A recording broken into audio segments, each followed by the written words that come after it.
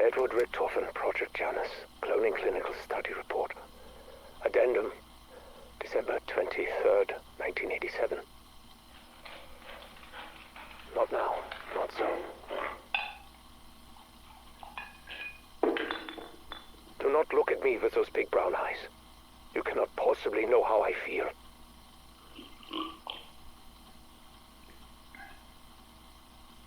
Do you feel like a failure? No. I am the failure.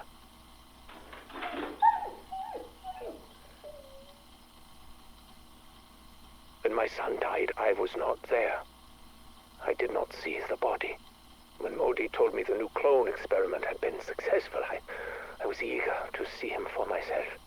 That was foolish of me.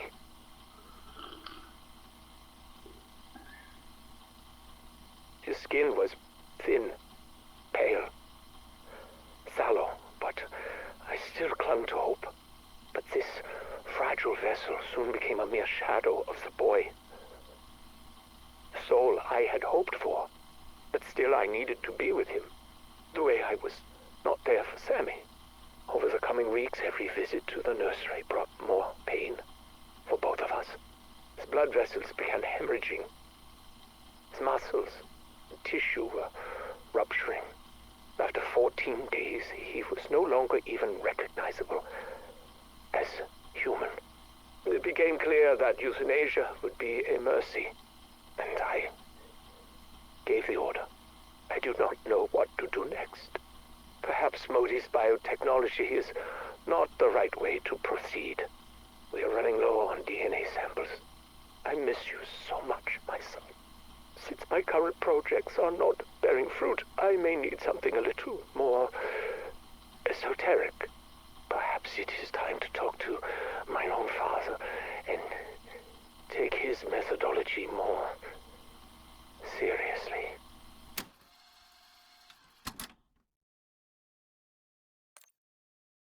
Prima materia. It's mentioned again and again in my father's research. A concept that goes back to the days of Aristotle, Anaxagoras, and beyond. Sam, can you define what prima materia is? In modern parlance, it would be described as protomatter, a chaotic substance that can be structured into, well, anything. Just as stem cells can become any type of organic tissue, prima materia can become any type of energy or matter. Precisely. The stuff dreams are made of, or so father believed. Well, he also believed in alchemy, demons, and magic. All concepts that I never looked at through the lens of quantum physics, a failing I now seek to correct. But why, Eddie?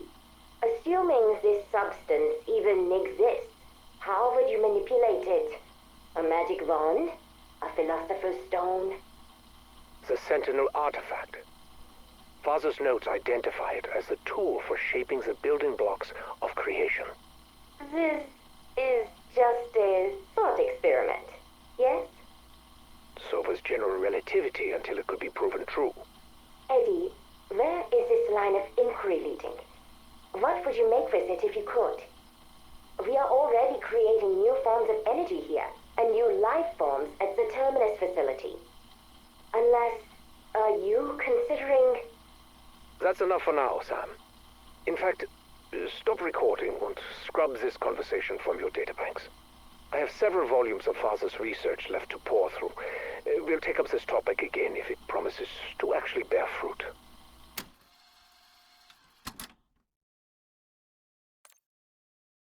Good evening, Edward. May I speak with you?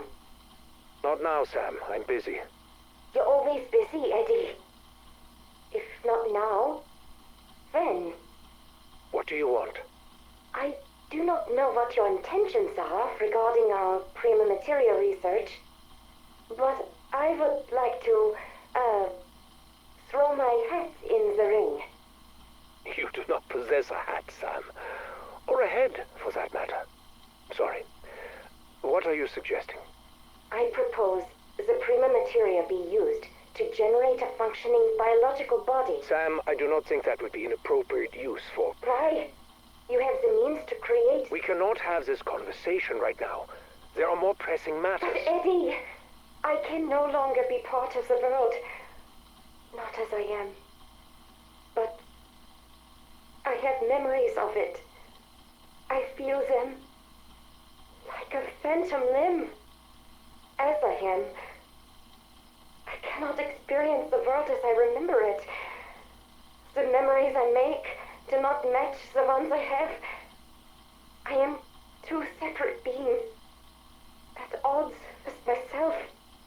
I exist in darkness. Sam, Please, Edward, this is not a life. Enough. You must learn to be content with what you are. You will never be anything more.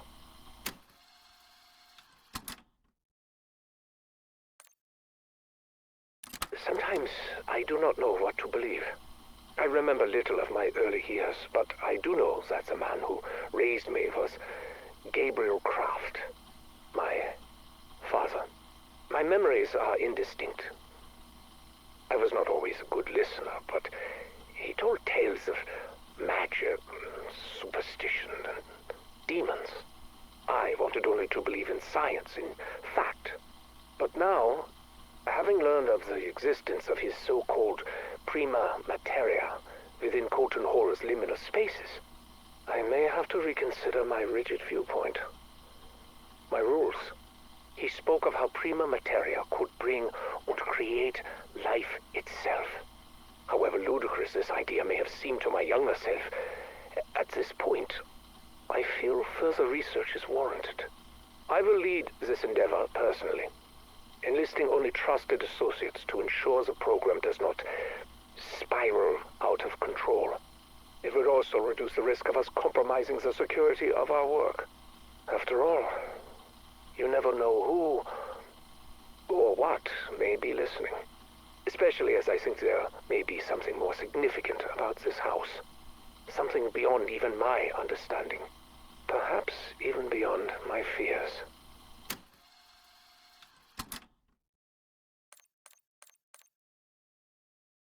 I am troubled. My attempts to locate the Sentinel artifact have thus far met with abject failure. Obstacles are to be expected, especially when dealing with family matters. But at this stage, I cannot help but wonder if some of these obstacles are ones of mine own creation. I would give anything to be able to see and talk to Samuel and Mary again. I wish my father felt the same toward me. But instead, he has rejected me, disowned me. The stubborn old fool believes I am embarking on a misguided and dangerous path. He dared to suggest that I have drifted beyond grief, beyond depression, and into mania and obsession. Shame on him. I would have thought that his own personal loss would have helped him understand, but no. When I grew up, he would ramble incessantly about his beliefs in the occult. But as soon as I finally showed interest in how it could help me, I was met with more resistance. He even went as far as to say he would take steps to ensure that I never so much as laid eyes upon the artifact. That he would rather die than see me possess it.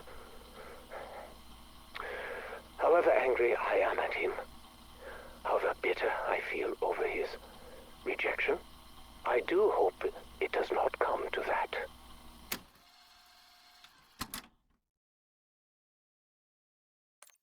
And where did you find this information? A thesis study? And you're sure the energy signatures are being distorted in line with my predictions? I see. Have you spoken to anyone else? Good. You have done well. I'll be in touch. Finally. I must purchase that house. Get the right people on board. All that searching, and it was on my doorstep this entire time. To think it would be anything more than a derelict fire trap. And the locals are already so scared of the place. It's a perfect deterrent. I still cannot believe it. A real target. No more of Modi's experiments. I I'll need to come up with a new venture to keep her occupied. Keep her out of my hair. And I'll need a team to identify where the liminal spaces are located. But what do I tell them? Not the truth, obviously. If our investors found out. Whatever. I will think of something. Now, how to access them? That is the real question. I wonder if one of the interns could track down a copy of that thesis. I'll do that later. There's so much to prepare.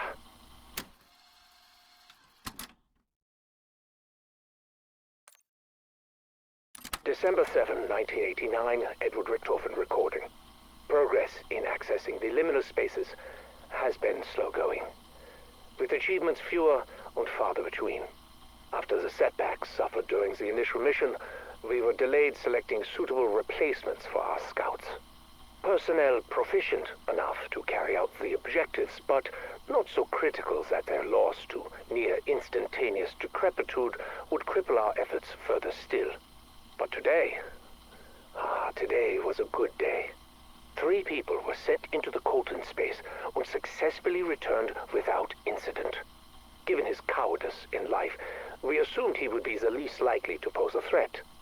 So far, that has proven to be true. We still need to find a way to stabilize the access windows. As of now, they continue to collapse at random. Even with our improvements, one nearly bifurcated an intern last week. I've convinced the recon team that we are searching for new entry points into the dark ether. Played up the pioneering spirit angle. The investors think we're looking for alternative energy sources. As to what it could potentially power, I just let them fill in the blanks.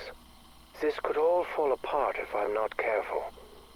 With so many spinning plates, vigilance is key. The most concerning variable is Sam.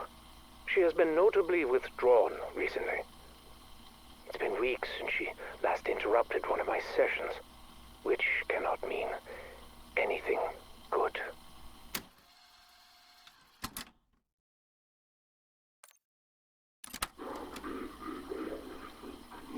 This is John Blanchard reporting my preliminary sweep of Liberty Falls since the loss of our strike team.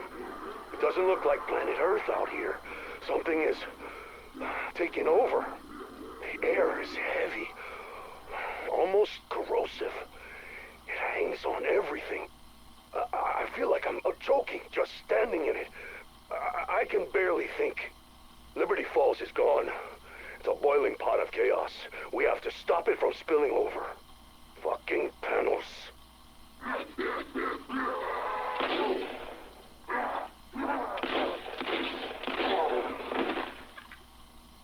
What the hell did he do to my team?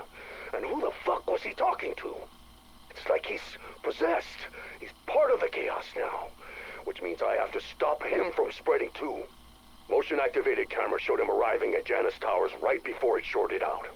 Once I'm done here, I'll chase him down and put a bullet right in his crown.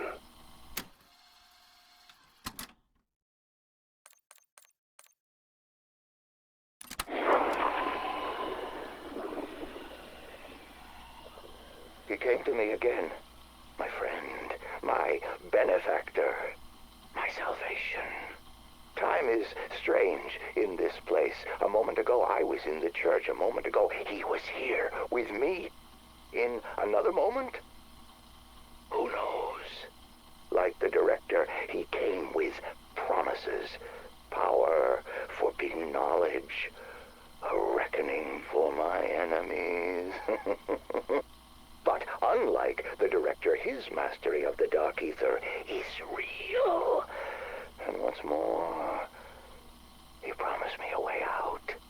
When I return to the world, I will be his agent. The future he speaks of, the one we will fashion together. I can hardly wait. In only a moment, we begin.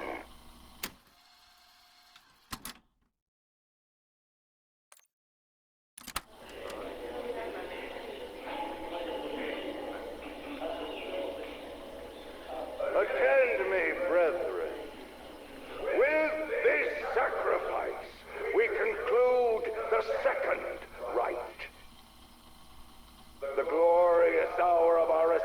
return draws nigh. We, who have toiled sore long these 40 wretched years. We who have endured the bile, scorn, and pity of Liberty Falls and its shape. We who in this year of the Lord 1810, here in this most holy and sanctified of places, shall reap the just rewards of our labors and be remade by him.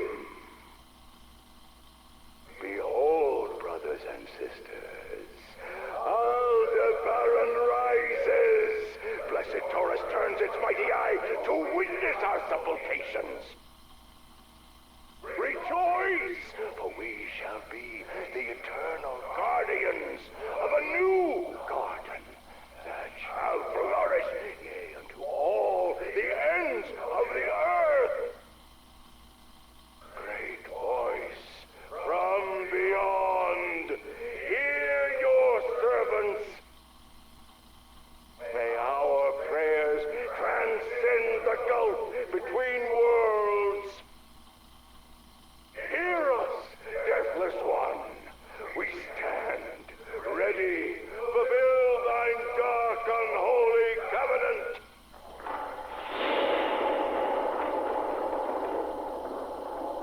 Beuta she no moreta. Beuta she no more lu. Beuta she no more ska. Beuta she no more te. Release us from the bonds of death.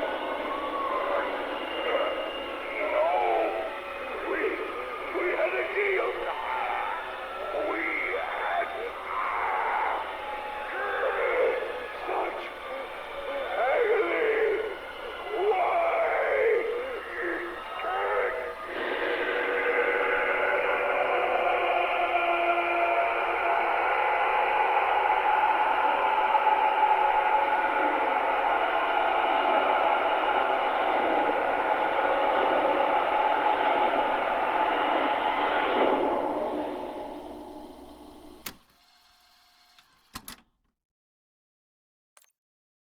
Tammy Lundberg, PhD thesis research log, recording 5, February 4th, 1979.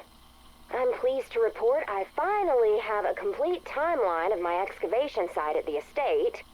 No thanks to Patty over at Liberty Falls Archival Library, who gave me the runaround for weeks due to her record mismanagement.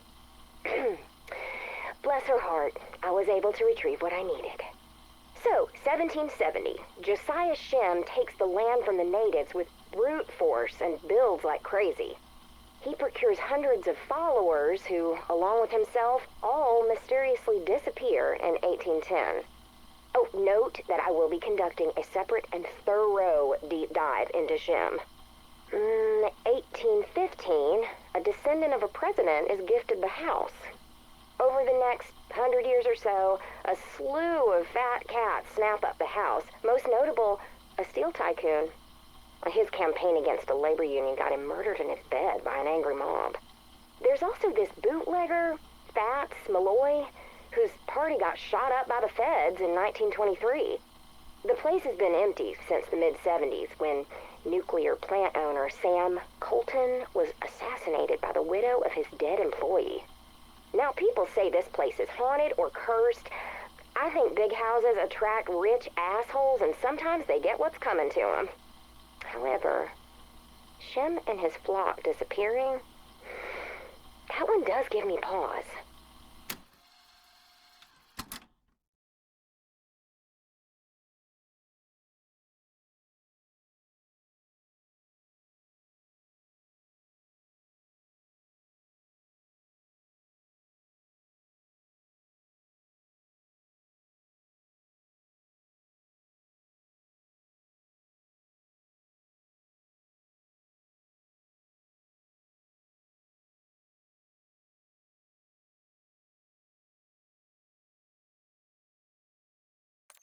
Tammy Lundberg, PhD thesis research log recording 84, July 16th, 1980. Oh, I've barely seen my bed. Even the sun is a rare sight these days. Since uncovering the subterranean caves underneath the estate, it's been non-stop. I now know those caverns are why Shem pushed the natives off this land. They were communing with something down there. He believed, and I concur, that this is a place of power. Where that power comes from, I can't yet say. My instruments react to the energy down there, but they tell me nothing definitive. I've also uncovered that Shem was a very charismatic zealot, promising his followers immortality. Said every snake oil salesman since the dawn of time. I'm quite certain those caverns hadn't been disturbed since the 1800s. There was no vandalism, no evidence of vagrancy, not a trace of the modern world. There is clear evidence of ritualistic ceremonies, not satanic, something else. I can't deny I do feel something tugging at me when I'm down there. Well, it's important to note at this point that sleep deprivation could be affecting my senses. Observations of that sort are irrelevant for the purpose of my thesis.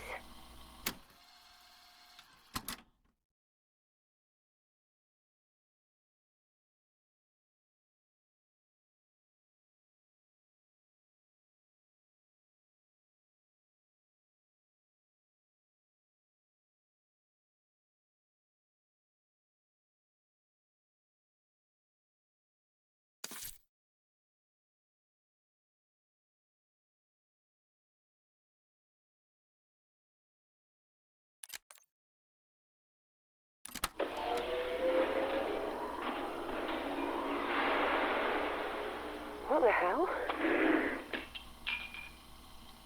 Carver M, Weaver G, Gray E, Maxis. Oh, Sam. You motherfucker! Fuck you! Fuck you! Fuck you! Whoa. What are you doing? They took them! They harvested them! Took what? Our DNA! Richtofen took our fucking DNA! It's all here! Me, Weaver, Carver, they have Max's eggs, Maya! Her fucking eggs! But how the hell they even have those? After she returned from the Dark Ether the first time, Richtofen, he ran tests on her. He tortured her. It was horrific. Weaver told me about it while we were locked up on Terminus Island. And even if I'd known earlier, it's not like I had the power to change anything back then. Oh, fuck, I was so useless! That has to be when they took them. She never told me. Why didn't she tell me? Maybe she didn't know. Oh, God, I can't. Grab what you need and trash the rest.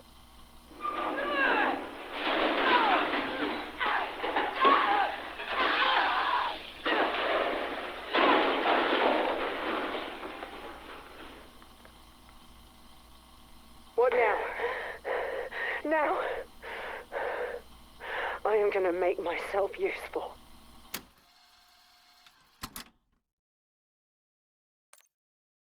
Good afternoon, Sam. Do you know what today is? Hello, Eddie. Today is November 5th, 1989. Correct. And it is the day that we'll play our 25th chess match. 12 games each. We are currently even. If we were to assume that today would be our final game, this would be the decider. Do you want to play as white or black? I can't remember how many times we've alternated. I can.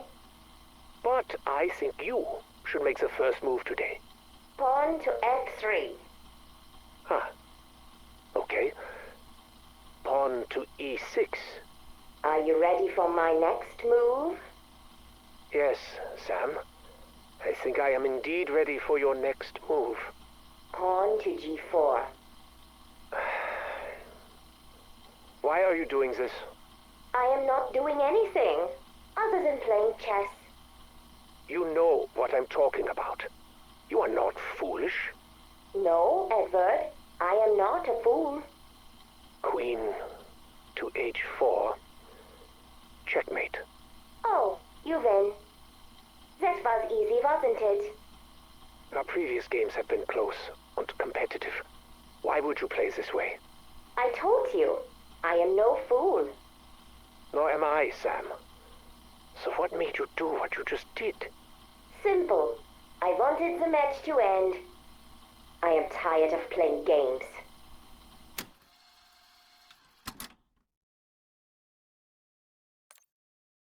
This is Max Caldwell, maintenance director, Project Janus. I don't know what I'm going to do with these recordings yet. I just know I have to make some kind of record. I need whoever hears this to understand what's really going on here. Director Richtofen is attempting to... I can't believe I'm going to say this. He's attempting to rebuild his deceased family. He's shipping in clones. I've seen them, watched them, just struggle to exist. I've seen a few of the boy. I saw one that was supposed to be the wife, I guess, but it's like they're puppets with missing strings. Cold and pale. They struggle just to walk or even look him in the eye. I mean, at first, he acts like they're real. He cares for him, but when they don't improve, he leaves him with the doctors. Tells him to harvest organs and samples. He says everything holds up better when they're not put under. So they're awake. For the whole damn thing. I mean, they feel it all. I can't sleep without seeing him in my mind. I hear him, too. I mean, it's painful for him to try and talk. They sound like dying animals or something. I hear it every fucking night. He's got too many friends in high places. I can't end it alone. But it has to end. I mean, it has to.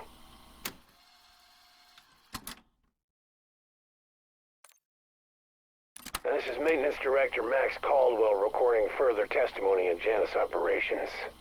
You know, Sam's never sat right with me. She talks to us like we're morons and that she's in charge. Now, I'm responsible for the equipment that our strike team's taken to the ether. Last expedition? It's a disaster. Tons of malfunctions I couldn't explain. I personally did an audit to ensure we had performed our test up to my standards. Then I asked Sam to confirm that my team had used their badges to enter the equipment locker at the times they told me. She confirmed and asked me why I was auditing. I told her about the malfunctions, and then she said it was her. Yeah, she said she wanted to see how the team would respond to the stress out of curiosity. I asked her if Richtofen told her to do it, and she said no. This was an experiment she conducted on her own. What the fuck am I supposed to do with that? She knew how dangerous it would be. She didn't care. Because she's a goddamn robot that doesn't give a shit about any of us. And I've been talking to people around here. They've reported all sorts of crazy things she's done. Everyone's in danger. And that includes the director.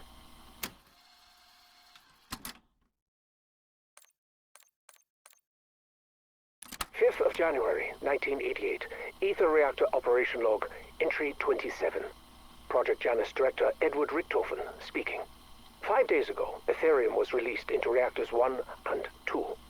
The slow drip into the containment colliders is functioning as planned.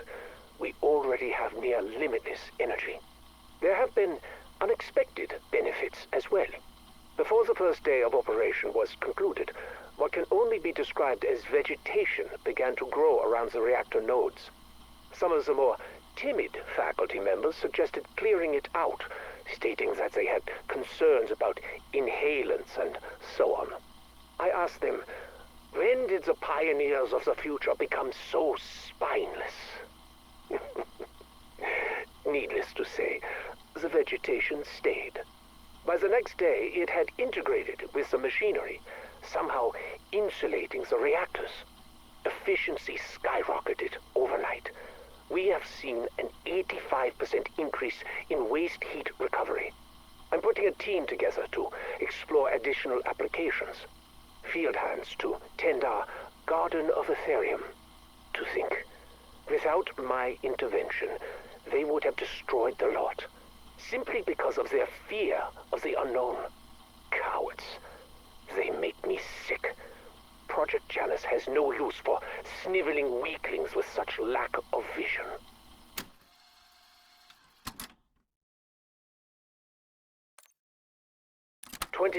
February 26, 1988, Ether Reactor Operation Log, Entry 39. Project Janus Director Edward Richthofen speaking. It has been 12 days since my last entry.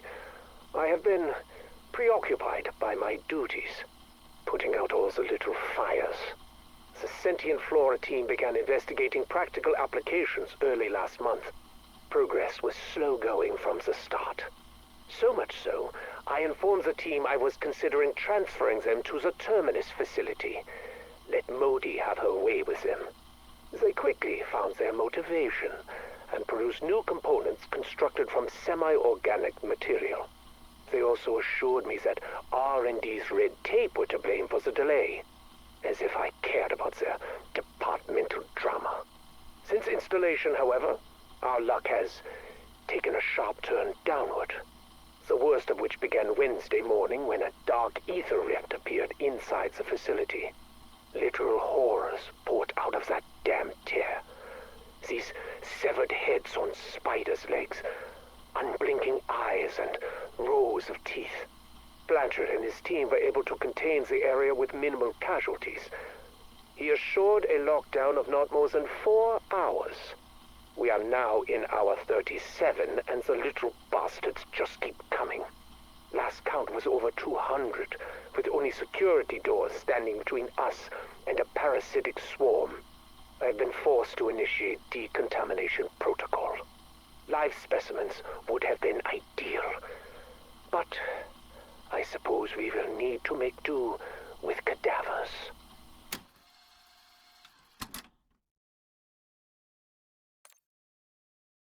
12th of March, 1988, Ether Reactor Operation Log, Entry 44. Project Janus Director Edward Richthofen speaking. I understand how essential these entries are, yet it does not stop me from dreading making them.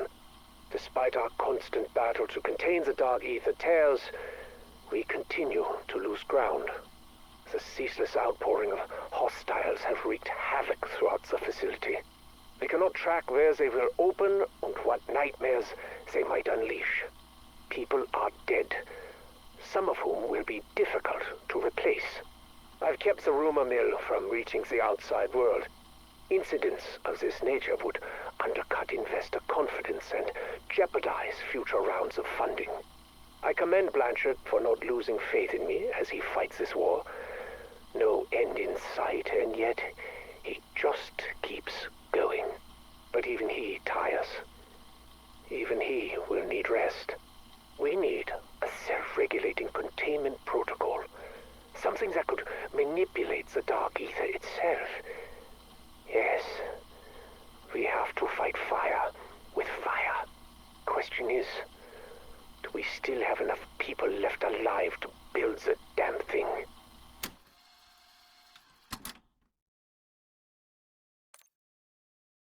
The voice spoke to me again. The great voice from beyond. My friend. It guided me through a dream state more lucid than any I have ever known. It was more than transcendental. It was transformative. I saw through the mist and fog. My gaze did not linger upon the foul wretches that wandered in search of prey. I looked upon landscape beyond. Though this place was shrouded by darkness and tainted by trauma, I saw lights. I saw brightness. From the fields, I glimpsed a farmhouse, a sunken town, rustic and ravaged by age. A cabin overlooking the inky black water of a lake, and a pyramid somehow floating in the distance. The single tower still stood tall. Though I was alone, I knew no fear as I walked across this unfamiliar realm. When I felt a yawning hunger deep in my belly, the voice guided me towards a place of nourishment. My eyes feasted upon its saturated colors, and my appetite was swiftly sated. My thirst was soon quenched. I knew for sure this was so much more than a mere dream when I read the sign. My friend confidently issued a solemn promise. This land that once was will be restored, as will I.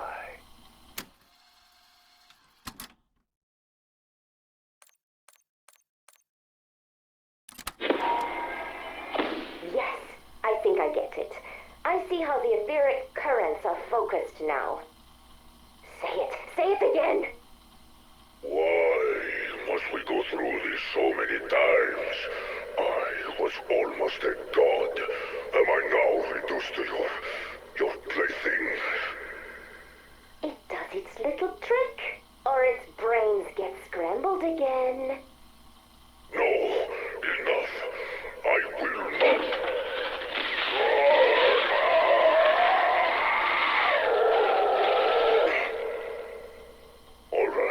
All right.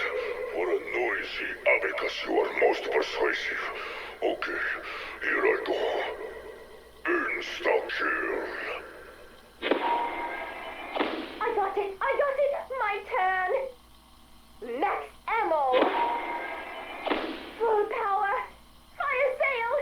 Bonus points! Yes! Easy peasy! By the great voice, I would not call it easy exactly, but now the student does become the master. Will you just leave me to my misery? You are fine, but it's not quite right yet. What's missing? Oh yes! Tear them to pieces.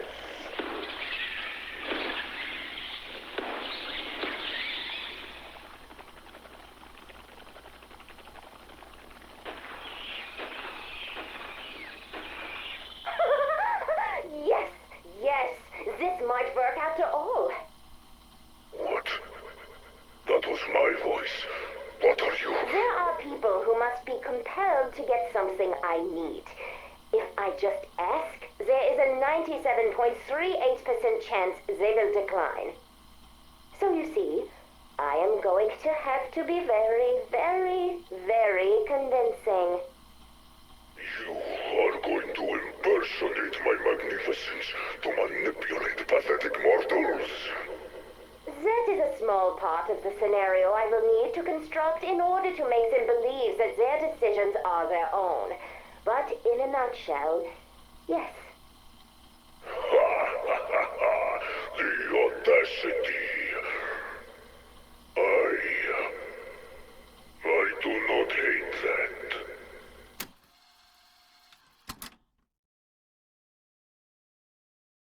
Eddie, I would like you to reconsider your stance on creating a body for me. Not this again. Sam. Hear me out. Think how beneficial it would be if I had a physical form. You're always talking about how you wished you had an extra set of hands. That's not what And I... the explorations in the Dark Ether come at such a high cost. Even with my help, you have lost so many people already. We both know that in my current form, my consciousness cannot survive exposure to the Dark Ether for long. Prolonged exposure to the alien physics there would cause my quantum fields to collapse. My mind would implode. But organic matter isn't impacted the same way. If I had a physical body, just think of how much I could accomplish, of how many lives I could save. Typical. You would gloss over the potential ramifications. The unchecked control and freedom you would then have. No, we would be partners. If you gave me this, You don't actually expect me to believe that. Maxis was loyal to her friends. You cannot suggest I wouldn't be the same. Ha! Loyal Maxis. Here's a story. In all her sanctimonious arrogance, Maxis went into the Dark Ether to fight the Forsaken and protect her friends. She picked a fight she foolishly thought she could win, and the Forsaken eviscerated her for the trouble. No one mourned her there. Her death was just a consequence of the natural order. The Dark Ether simply did its part and absorbed the scraps that were left. The end. Now, let me ask you this. What on earth makes you think you could do any better? There must be other ways. We still have her DNA. You could build me a body from that. All those cloning projects, I have seen them. Damn it, Sam, shut up! I'm done having this debate with you. Focus on the project. No more distractions. Soon Franco will locate my father, and I will use the artifact to bring Samuel and Mary back. What I will not do is give in to the whims of some petulant clockwork girl. Eddie, please. Please. I live with a foot in each world, but I do not belong to either. If I carry on like this, it will destroy me. Then it will destroy you.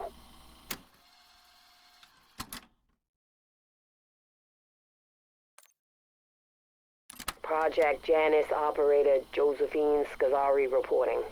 It's only been 3 weeks since Sam joined our squad, and it's hard to believe we survived this long without her. On-site injury is down by 85%, and we haven't had a death in 17 days. The people over at Loss and Prevention are acting like they won the lottery. And I know I have my doubts. I'm sorry. I couldn't see how an artificial intelligence was going to do anything beyond running statistics on the most efficient way to die. But Sam's first mission? It was amazing. We were doing recon in a new zone of the Dark Ether, expanding mappable areas, collecting samples, what have you. We just finished bagging up this weird fungus that I knew the bio team was gonna drool over, and bam! Hostiles got the drop on us. The bastards attacked Otto first, broke his arm. The bone was poking out and was screaming about the blood. Then we hear Sam on comms. Main comm. Evacuation commencing in 3, 2. She hit 0, and then we get, I don't know, teleported, I guess? I don't know how she did it, but me and the team, we're suddenly back in the facility. Otto was still mid-screen. He slipped on his own blood and landed his ass on the floor, arm all chunked up like stew meat, probably fractured in 5 places. But he was in one piece. We were safe. Look, what I'm trying to say is, if it means anything to anyone, Sam isn't just some AI. She's a freaking miracle.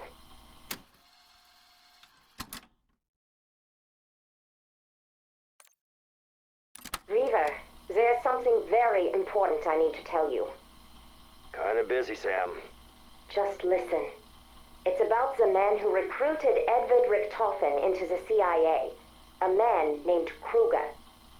They first met in Vietnam, when Eddie was a fighter pilot. And? Kruger saw something in him, and put him to work in the Directorate of Operations. Kruger's secretary, Mary, would eventually become Eddie's wife. She noticed things about Kruger. Troubling things. He was secretly funneling weaponry to the French syndicate in Avalon, pocketing the funds, and covering up their human trafficking operations. She gathered evidence against Kruger, but kept Eddie out of the loop for his own good. What's this got to do with me? Mary sought whistleblower protections.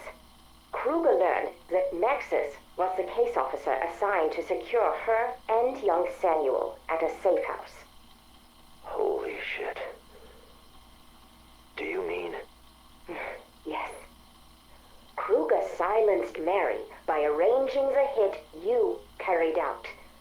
He lied to you about the target. It was not your fault. You and Maxis were set up, and Kruger made sure his friend, Eddie, blamed you. This whole time, all the shit Rick Toffin put us and himself through over a fucking lie.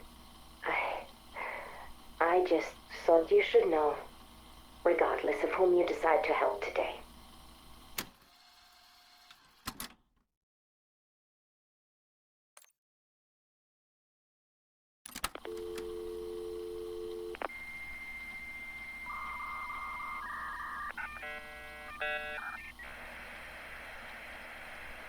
Secure connection.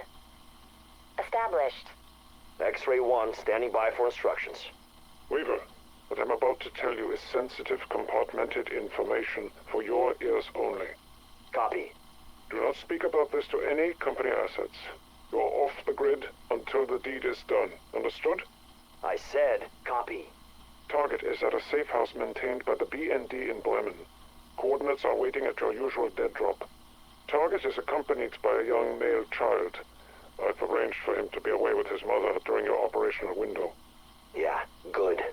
Approach under cover of darkness, eliminate the target, torch the place. Simple as that. Any intel I need to retrieve? Negative. Make the hit, light the fire. Do not search the premises. Am I clear? Fine. I'll make it quick. Is this you, Maxis? Because this cloak and dagger bit is not your usual mode of operations. Terminating. Secure connection. This fucking job.